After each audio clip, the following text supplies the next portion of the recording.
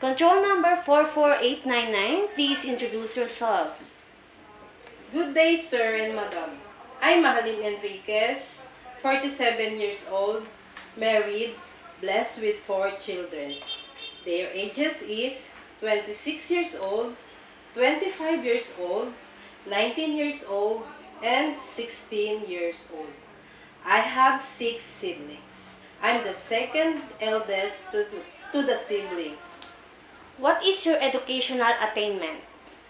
I'm a high school graduate from Balibago National High School, City of Santa Rosa, Laguna. Why do you want to go to Hong Kong? Because I know that Hong Kong is the safest city. And also, I need to earn money for educational of my children.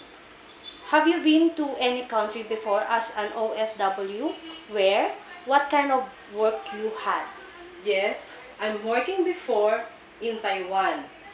I'm taking care elderly. My main duties is to feeding, taking a bath, changing diaper, and take a medicine and checking time to time. Do you have experience in taking care of old person? What can you do for elderly? Yes, I taking care elderly before at age 77 years old. I giving feed using the NGT tube. Do you have experience in taking care of newly born babies and children? What can you do for babies? Yes, I give them taking a bath, changing diaper, feeding, and changing diaper. Aside from your daily household works, what other special skills you can do inside the house? My special skills inside the house is sewing, uniform, and cooking, cleaning, and ironing. Can you cook? What foreign dishes can cook?